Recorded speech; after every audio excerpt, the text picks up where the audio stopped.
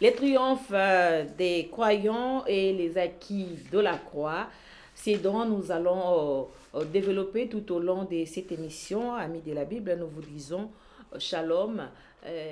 Nous allons beaucoup plus nous atteler sur l'imputation. Voilà, mais nous sommes tous, nous restons toujours sur les triomphes des croyants et les acquis de la croix. Et sur ce plateau, nous recevons un homme de Dieu. Il s'agit bien, vous le connaissez d'ailleurs, l'homme des acquis de la croix et des triomphes des croyants. C'est le prophète Placide Massessé Bolamou. Hein, ça fait quelques semaines déjà que vous ne le voyez plus sur ce plateau. Voilà, il y avait un problème, un souci de santé. Il nous revient pour nous édifier par rapport à ses ouvrages, par rapport à ce qu'il a écrit dans ses ouvrages. Bien sûr, nous allons parler, j'ai dit, de l'imputation. Homme des dieux, shalom. Shalom, maman Mireille, et je salue aussi les enfants d'Élohim, que la paix et la grâce de notre El Eloa soient totalement multipliées. Voilà, nous continuons avec notre sujet. Nous parlons des triomphes des croyants et des acquis de la croix. Voilà, mais aujourd'hui, vous allez quand même nous faire un petit rappel sur tout ce que nous avons dit à propos du triomphe des croyants et des acquis de la croix.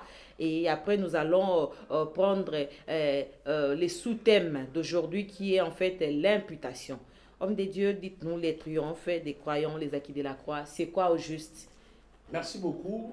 Nous sommes dans les temps où il y a une grande confusion dans les chefs de plusieurs croyants. Parce que l'Église, c'est le corps de Yahushua HaMashiach, selon Colossiens chapitre 1er, le verset 18 jusqu'au verset 19e, lui-même est la tête du corps.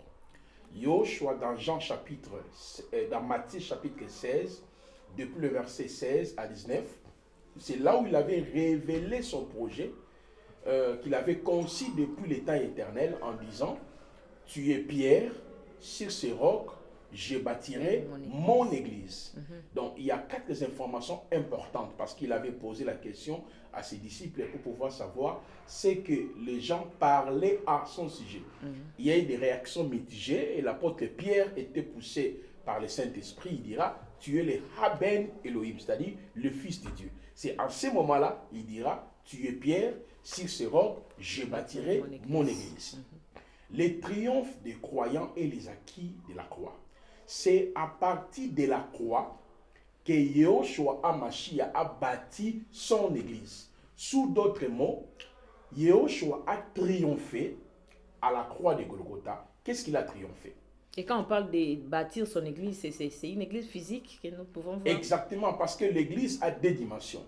Il y a la partie visible, lorsque vous lisez Apocalypse chapitre 5, le verset 8 à 10, où la parole nous dit, par son sang, il a racheté des hommes de toutes les tribus, de tout peuple, de toute nation, de toutes les langues. Ça, c'est la partie visible. Et il y a aussi la partie invisible qui est son corps. Colossiens chapitre 1er, le verset 18 à 19, Mashiach lui-même est la tête de son église. Donc l'église a deux dimensions. Il y a la dimension physique ou visible et la dimension invisible. Donc Yahushua a bâti son église à la croix par sa mort. C'est là où il a triomphé. Et quand nous lisons par exemple dans les textes de Colossiens, nous explique en réalité qu'est-ce que Mashiach a triomphé. Il a triomphé Satan, il a triomphé le péché invisible, il a triomphé nos propres péchés, il a triomphé les traditions, c'est-à-dire les autels, les malédictions générationnelles, les coutumes, les alliances maléfiques. C'est le travail dont le Mashiach a effectué à la croix par sa mort. C'est pour cela dans Colossiens chapitre 2, si vous le permettez, madame la journaliste, la parole nous dit dans les versets 14e, il a effacé l'acte dont les ordonnances nous condamnaient, qui subsistaient contre nous, et il a détruit en les clouant à la croix. Il a dépouillé les dominations et les autorités et les a livrées publiquement en expectant, en triomphant d'elles par la croix. Triompher veut dire rapporter la victoire, déclarer victorieux. Donc pour nous les chrétiens, les histoires des autels des familles, des malédictions générationnelles, les histoires des alliances ou le péché adamique, Yahushua les a triomphés à la croix, à la mort. C'est pour cela, dans les textes de 2 Corinthiens, chapitre 2, le verset 14e, j'aime bien ce que l'apôtre Paul disait aux chrétiens de Corinthe. La parole nous dit ceci, 2 Corinthiens, chapitre 2, le verset 14e, « Grâce soit rendue à Dieu, qui nous fait toujours triompher en Christ. » Donc notre triomphe découle de ce que Christ a fait pour nous à la croix. Donc le triomphe n'est pas lié aux gènes, de prière, de renverser les autels, des malédictions, parce que le triomphe de Yahushua à la croix de Golgotha nous a tout donné en termes de guérison, en termes de restauration, en termes de prospérité. Donc nous triomphons aussi avec Christ. Mais exactement. Pourquoi? Dans le texte de Colossiens chapitre 2, on nous dit ceci. Nous avons pleinement en lui. Donc, si vous cherchez la guérison, vous cherchez la prospérité, la bénédiction, c'est en Christ. Et l'apôtre Paul même a ajouté dans 2 Corinthiens chapitre 1er, le verset 20, donc à ce qui concerne les promesses, lui-même a dit oui à ta guérison, oui à ta prospérité, oui à ton bonheur. Et il a dit qu'il soit ainsi. Amen. Lui-même, il a dit ça. Et dans Romains chapitre 8, j'aime aussi ce passage, madame la journaliste, je peux lire ça rapidement. Romains chapitre 8, le verset 32, le texte nous dit ceci dans ces passages. Lui qui n'a point épargné son propre fils, mais qui l'a livré pour nous, comment ne nous donneront-ils pas aussi toutes choses avec lui? C'est pour cela, dans cet ouvrage que nous sommes en train de cogiter, la pensée, c'était justement de faire comprendre aux chrétiens, il y a une vie avant la croix et il y a une vie après la croix. Donc, avant la croix, nous tous, on s'est retrouvés dans le péché au singulier, c'est-à-dire le péché étant la nature adamique, le péché invisible. On s'est retrouvés dans le péché avec S à la fin, le péché étant des actes qu'on pose, le péché visible. On s'est retrouvés sous l'autorité de Satan et de ses démons, et on s'est retrouvés sous l'autorité de nos traditions. Liens, malédictions, coutumes, Yahushua les a triomphés à la croix. Maintenant, nous les chrétiens, nous triomphons à travers l'œuvre achevée. Apocalypse chapitre 12, le verset 10 en 11 nous dit, c'est nous l'église, ils l'ont vaincu à cause du sang de l'agneau. Donc, c'est pour cela, madame la journaliste, notre objectif, c'est d'aider l'église maintenant à comprendre les acquis de la croix. Parce que si vous n'avez pas la connaissance de ce que Christ a fait pour vous, vous allez continuer avec les jeûnes et prières, les retraites. Mais c'est ce que nous observons aujourd'hui. Qui va bâtir l'autel? Bâtir l'autel pour renverser les malédictions. Je vais répondre ici l'imputation. Qui va bâtir l'autel pour ses enfants? Il faut prier, il faut jeûner. Nous sommes en train de chercher les triomphes. Or, nous, Dieu nous fait toujours triompher en Christ. C'est pour cela, madame la journaliste, nous sommes en train de décortiquer ces choses dans le but d'élucider les enfants d'Élohim. Quand Yahushua HaMashiach a triomphé à la croix de Golgotha, il y a 21 bénéfices que nous avons acquis à travers la croix. C'est ce qui fait que notre triomphe soit effectif. Notre bénédiction soit effective, pas à cause de nos prières, à cause de ce que Yahushua... Mais à cause de l'œuvre de la croix. Alléluia. Alors nous, à travers le triomphe de Yahushua HaMashiach, nous sommes bénéficiaires de la rédemption, de la rançon, les rachats, le pardon, la vivification. On aura le temps aussi d'aborder l'imputation, la substitution, la propitiation, la purification, les baptêmes, la sagesse, la paix, la réconciliation, l'adoption, la sanctification. Plusieurs acquis que nous avons été bénéficiaires à cause de la mort de Mashiach. Parce que Yahushua HaMashiach, madame la journaliste, nous a associés à sa mort. C'est pour cela que quand la Bible parle de notre nouvelle position, de notre identité, il y a 4 expressions qui sont liées à notre identité, à notre position par rapport au triomphe de Mashiach. Par exemple, la parole nous dit, nous avons été crucifiés avec Christ. L'expression crucifié avec Christ, enseveli avec Christ, ressuscité avec Christ et s'asseoir avec Christ. C'est pour cela, dans cet ouvrage, si les 4 outils de la prédication de la croix, qu'on a essayé quand même, sur votre plateau, de pouvoir élucider nos frères et nos sœurs, l'objectif c'est de démontrer aux chrétiens, vous êtes de l'autre côté. il faudrait que nous puissions prier en fonction de ce que Yahushua a fait pour nous à la croix et en fonction de notre identité. Ouais. Voilà, nous avons 21 acquis de la croix, comme vous venez de nous les citer. Et aujourd'hui, nous allons nous asseoir sur l'imputation. Exactement. C'est quoi l'imputation? Alors, l'imputation, je l'ai décortiqué dans cet ouvrage, signifie tout simplement le fait de prendre les fautes qui étaient sur, c'est-à-dire, je vais expliquer ça littéralement pour permettre à nos frères, oui. C'est-à-dire, c'est justement accréditer, allouer. Je prends le mot des prophètes Placide, je les ai imputés sur la vie de maman Mireille. Sous d'autres mots, dans la Bible, Adam fut le premier à pécher. Le péché d'Adam nous a été imputé. Vous voyez, Yahweh a créé Adam étant un être spirituel. Adam n'avait pas les péchés. Adam était innocent. Genèse chapitre 1, le verset 26 à 28. Mais qu'est-ce qui se passe? Yahweh va placer Adam dans le jardin d'Éden. Genèse chapitre 2, le verset 13 jusqu'au verset 17e. Adam, que Yahweh avait créé, qui régnait, qui dominait, qui avait le pouvoir totalitaire. Mais qu'est-ce qui s'est passé? Adam avait violé une disposition que Yahweh lui avait dit dans le jardin d'Éden. Selon Genèse 2, le verset 13 à 17. Ne touchez pas à ces fruits. Exactement. Et à travers cet acte qu'Adam avait commis, il y a eu ce qu'on appelle le péché. Le péché veut dire quoi? 1 Jean chapitre 3, le verset 4, c'est la violation de la loi.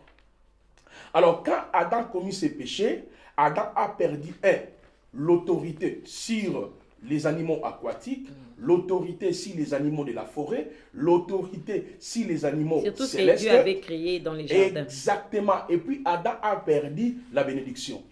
Alors, maman Mireille, nous tous, nous sortions de cette affiliation adamique. Acte chapitre 17, le verset 24 jusqu'au verset 26, où la parole nous dit « Elohim a permis que tous les êtres humains sortent d'un seul sang ». Donc cela veut dire le péché d'Adam, les maux d'Adam fit imputer à sa postérité. Or, quand Adam est tombé dans les péchés, qu'est-ce qui s'est passé? Il a perdu la richesse, il a perdu la gloire de Dieu, il a perdu la domination. Nous tous, on s'est retrouvés sous cette pénalité qu'avait reçue Adam dans le jardin d'Éden. C'est pour cela que la parole nous dit, par exemple, dans Romains chapitre 5, le verset 12 jusqu'au verset 18, par un seul homme, le péché est entré dans le monde et le péché a touché toutes les races humaines. Vous voyez la notion de l'imputation.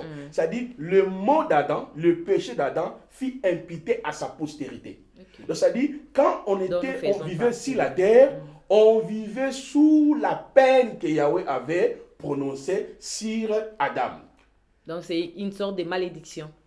Bon, on peut parler en termes de malédiction parce que Yahweh avait maudit le sol. Mais si on peut parler de termes de malédiction, ce n'est pas aussi mauvais. Mais moi, j'aime beaucoup plus rester dans les termes bibliques. Parce que la Bible parle beaucoup plus sur le péché. C'est-à-dire, le péché d'Adam fit imputer à sa postérité. Alors, lorsque nous parlons maintenant de la notion de l'imputation, qu'est-ce qui se passe? C'est que nous avons hérité d'Adam. On a hérité quoi? La désobéissance, la séparation. Satan a pris le contrôle de tous les êtres humains parce que Yahweh a dit au serpent, tu mangeras que de la poussière de la terre jusqu'à la fin de tes jours. Selon Genèse 3, le verset 17 à 18. Or, l'homme veut dire terrien. Genèse 2, 8, 9, l'homme a été tiré de la terre. Et maman Mireille, madame la journaliste, nous avons aussi hérité, sous d'autres mots, les choses que nos parents ont fait. Par exemple, nos parents étaient dans l'idolâtrie, ils adoraient des statuettes, ils ont fait des alliances avec les esprits des eaux, les esprits de la forêt. C'est pourquoi j'ai parlé de la malédiction. Donc ça, c'est la malédiction générationnelle. Là maintenant, si on doit parler de la malédiction générationnelle, c'est par rapport à nos parents respectifs. Nous sommes dans les textes, nous sommes dans les livres de 1 Pierre, chapitre 1er, le verset 17 jusqu'au verset 22, où la parole nous dit, Yahushua nous a rachetés de vaines manières héritées par nos parents. Qu'est-ce que nous avons hérité par nos parents? Nous avons hérité des autels, nous avons hérité des malédictions, nous avons hérité des limitations. Il n'y avait pas de bonnes choses que de mauvaises. Non, nous avons aussi hérité de bonnes choses par rapport à nos parents. Parce que quand on parle de la tradition, il y a toujours des aspects.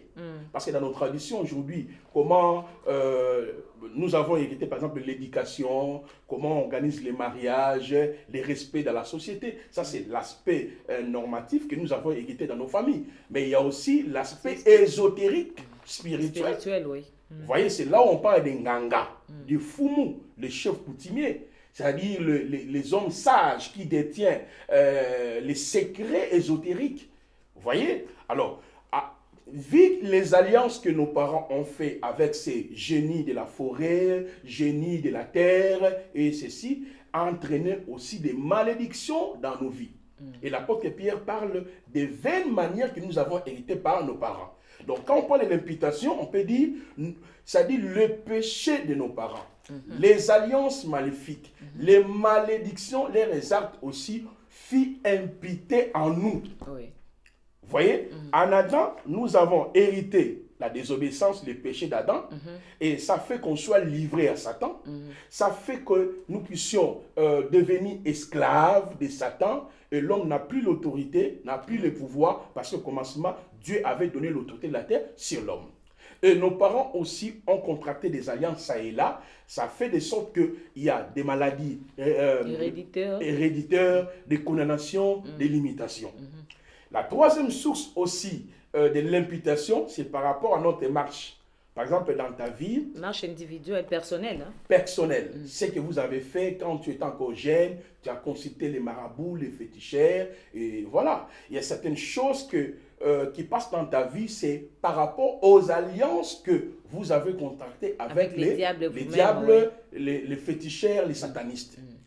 Maintenant, qu'est-ce qui se passe quand la Bible parle de l'imputation? Parce que quand Yoshua monte à la croix de Golgotha, il est notre salut. Le terme salut, ça vient du mot hébreu que je l'ai défini dans cet ouvrage, qu'on parle de soteria, sonzo, aphésis, roumaï. Mais ce mot salut est ventilé par plusieurs termes, tels que rédemption, tels que imputation, glorification, justification. Maintenant, lorsque la Bible démontre que Yahushua HaMashiach, c'est fait pour nous imputation. Cela veut dire quoi, madame la journaliste? Cela veut dire quoi? La malédiction d'Adam, ok? Le péché d'Adam, mes propres péchés, le péché de mes parents, Dieu les a accrédités sur le corps de Yahushua. Donc, sous d'autres mots, à la croix, sous d'autres mots, celui qui est en Christ, avec Christ, par Christ et pour Christ, ne doit plus vivre sous ces malédictions. Merci. Donc, on ne peut plus prendre les malédictions d'Adam pour pouvoir l'imputer sur sa vie. On ne peut plus prendre ses propres malédictions, ses propres actes pour pouvoir encore les rappeler ainsi longtemps qu'il est croyant ou ainsi longtemps qu'elle est croyante. Donc, nos consciences doivent être tranquilles. Exactement. 2 Corinthiens chapitre 5, le verset 17. Si quelqu'un est en Christ, il devient une nouvelle création. Les choses anciennes sont passées, voici toutes choses sont devenues nouvelles. Et ça, c'est seulement pour ceux qui ont reçu Christ et dans leur vie. Exactement, parce que nous sommes les prédicateurs de la nouvelle alliance. Donc, si vous voulez vivre la justification, si vous voulez vivre les pardons des péchés, il faut d'abord tout abandonner et suivre Christ et donc recevoir Christ dans votre vie. Exactement. Celui qui est en Christ, avec Christ, par Christ, il n'est pas concerné par les choses des malédictions générationnelles. D'où vient même le terme malédiction générationnelle? Nous sommes dans Exode, le Shemot. Exode 20, le verset 1 à 4. Dans Exode chapitre 20, le verset 1 à 4, Madame la journaliste, le Seigneur lui-même avait imposé cette loi de la malédiction générationnelle. Et la malédiction générationnelle... Donc c'est biblique. C'est d'abord biblique. C'est une malédiction générationnelle. Exemple, si moi j'ai commis le péché, et il y a 4 générations qui devaient subir, n'est-ce pas, la pénalité ou la conséquence de mes péchés. Exode chapitre 20, le verset 1er à 4. Première génération, deuxième génération, troisième génération, quatrième génération. Vous voyez, ça c'est Dieu qui avait établi ça. Mais pourquoi il a parlé seulement des 4 générations? Oui, parce que une génération dans les langages bibliques, quand on parle, c'est 40 ans. Donc une malédiction devait dire au moins 40 ans. Donc quand on prend les 4 générations, ça fait combien? 160 ans. Vous voyez? Parce que quand tu prends Matthieu chapitre 1, le verset 6, on explique que dans les langages bibliques, une génération a pour une durée de 40 ans. 40 ans, 40 ans, 40 ans, 40 ans, 40 ans. Donc pendant 160 ans, si moi j'ai consulté le féticheur, les marabouts, mes enfants, ma postérité, devaient subir les conséquences de mes actes. Maintenant, le Seigneur lui-même viendra changer cette loi dans l'Ancien Testament. Là, nous sommes dans le livre d'Ézéchiel, chapitre 18. Dans le livre d'Ézéchiel. C'était quoi la motivation? La motivation, bon, c'est lui-même qui a légiféré cette loi-là. C'était à cause du péché. Et s'il y a eu cette modification, c'est si annoncé déjà que par la mort de Christ, le Seigneur va nous accorder la justification. Nous serons acquittés de toute condamnation. Dans les tests de Ézéchiel, madame la journaliste, j'aime bien ces tests. On n'aura pas peut-être le temps de les lire. Je vous donne ça, Ézéchiel chapitre 18. Quand vous commencez à partir du verset 2e, alors vous arrivez jusqu'au verset 4e, le Seigneur va changer la loi que lui-même avait promulguée. Il dit ceci. D'où vient que vous tournez entre vous cette parabole en proverbe sur le sol d'Israël, en disant, les pères ont mangé des raisins verts et les dents des fils ont été agacées. Moi, le vivant, déclaration d'Adonai, Yahweh, il ne vous arrivera plus de prononcer ces proverbes en Israël. Donc, le Seigneur lui-même a changé la notion de la malédiction générationnelle. Même dans Jérémie chapitre 31, le verset 29e, où il a dit, en ce jour-là, on ne dira plus, le père a mangé des raisins verts et les dents des fils ont été agacées. Chaque homme mourra pour son iniquité. Tout être qui mangera des raisins verts, ses dents en seront agacées. Donc, Jérémie chapitre 31, 29 à 30, le Seigneur dit, ce n'est plus question de maman Mireille a commis le péché, la première génération, la deuxième génération, la troisième génération, la quatrième génération doivent subir les conséquences. Voilà. De leurs parents. Oh, ça c'est magnifique. Même dans Lamentation 5, le verset 5.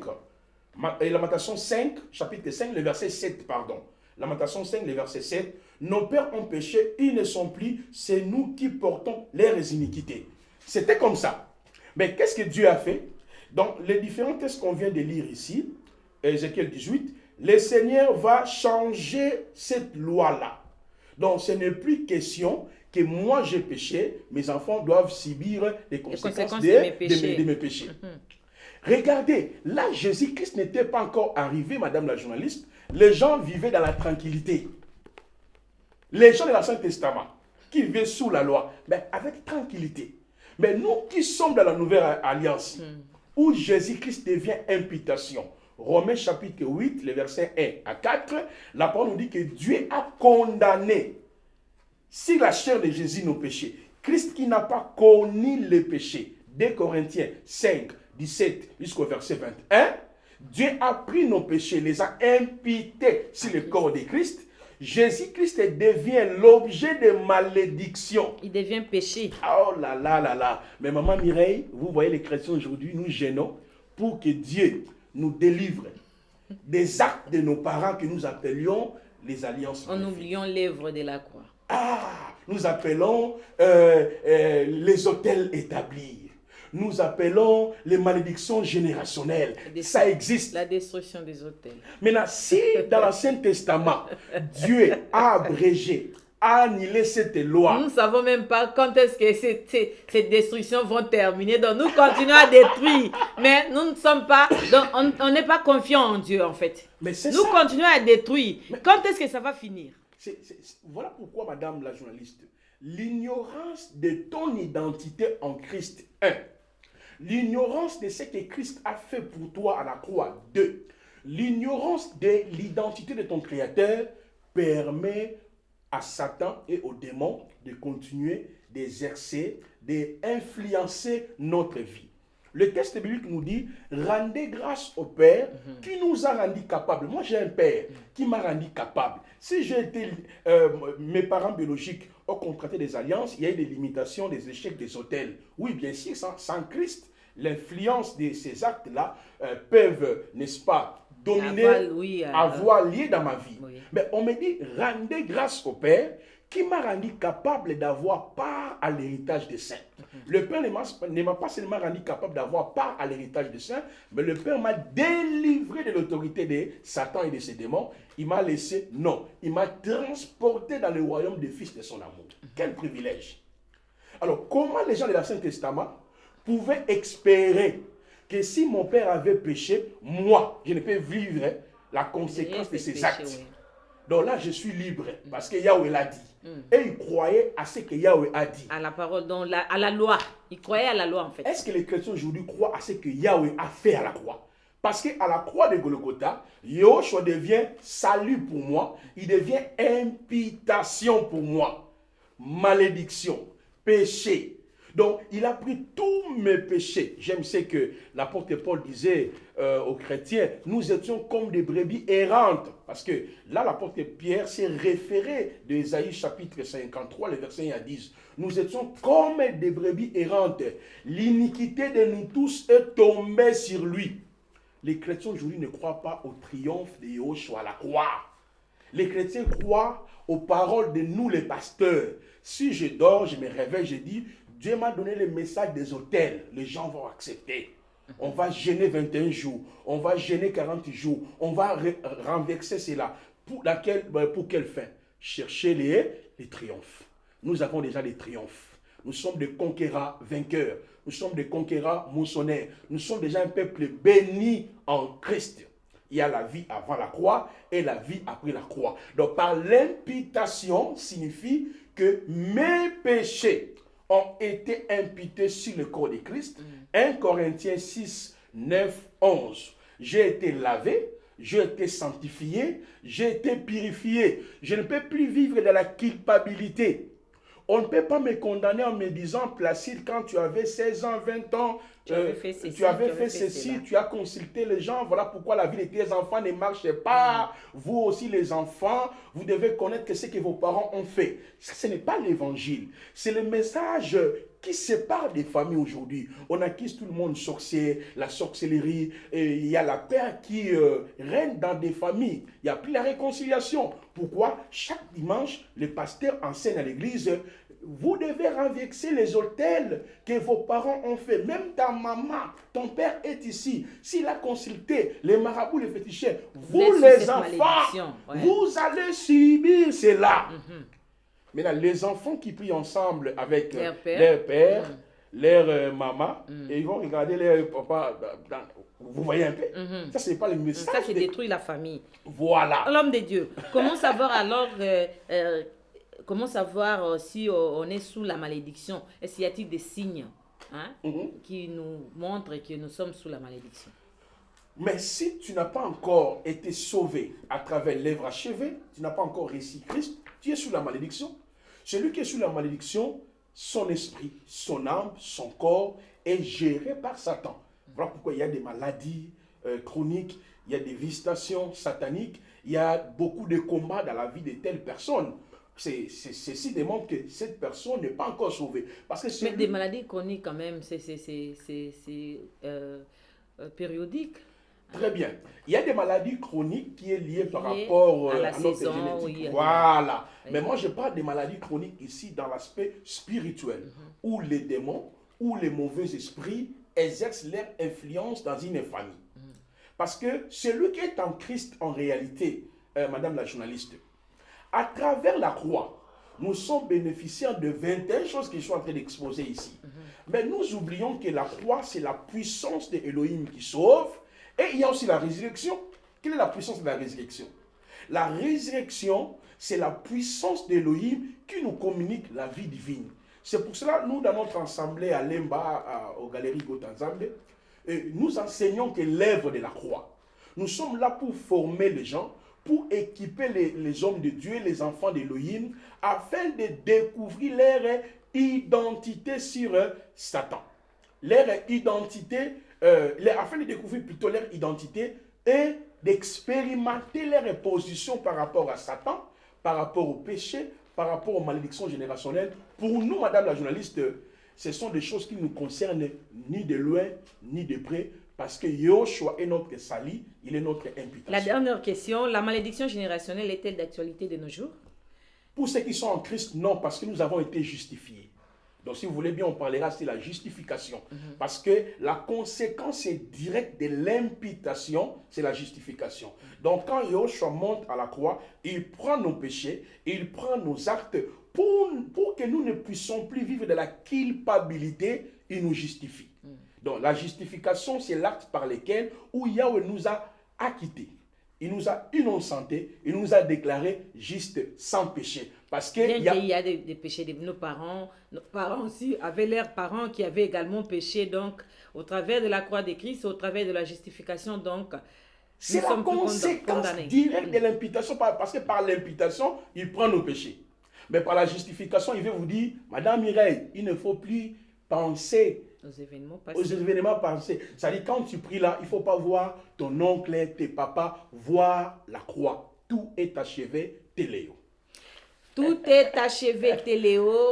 Merci beaucoup, homme de Dieu. Vous avez parlé de la justification ici et nous promettons aux enfants de Dieu que très prochainement, dans les dimanches prochains, nous allons parler de ces sujets. Nous allons parler de la justification, puisque la télévision, c'est les temps. Nous n'avons pas eu le temps de tout prendre.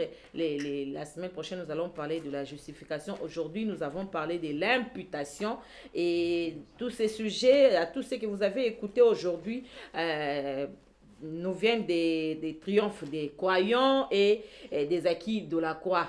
Nous vous avons présenté d'ailleurs plusieurs fois déjà les ouvrages que l'homme de Dieu a mis sur les marchés pour l'édification des âmes à Kinshasa, non seulement à Kinshasa, au travers les mondes. Et aujourd'hui encore, vous avez... Oui, ça c'est la position des croyants après les tomes 1, oui, les tomes 1. Il y a les tomes 1, les tomes 2. Ça c'est les tomes 1. Ça, c'est le tome 1, c'est-à-dire les 4 optiques de la prédication de la croix. C'est gratuit, hein? Oui. Donc, nous profitons aussi pour pouvoir inviter les frères et les sœurs.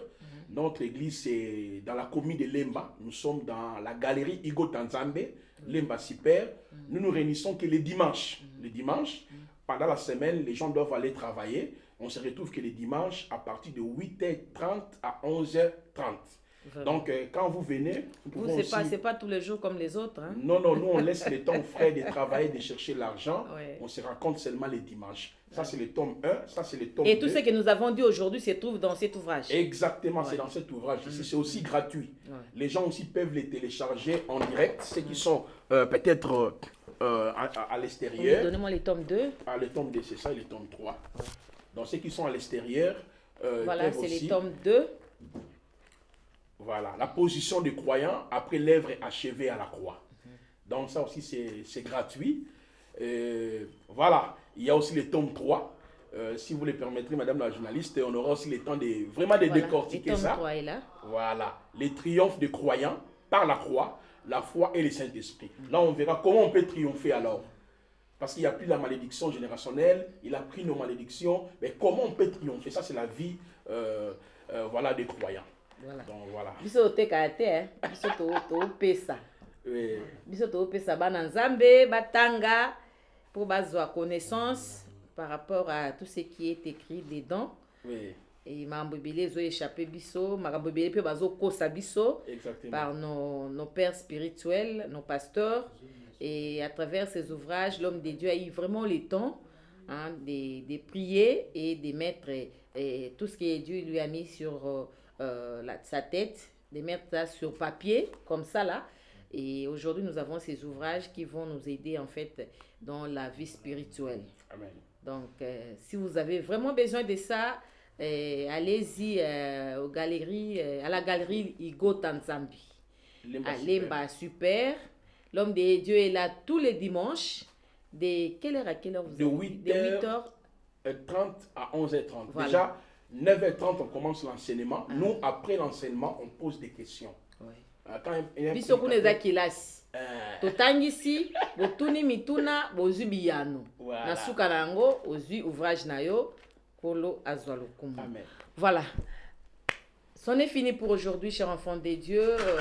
Nous avons reçu pour vous les prophètes Placide Masesebola Moavi qui nous avons parlé de la parole de Dieu. C'était la parole de Dieu. Nous avons été vraiment édifiés et nous vous retrouvons les dimanches prochains avec un autre numéro. Nous avons parlé de la justification. Que Dieu vous bénisse. Shalom.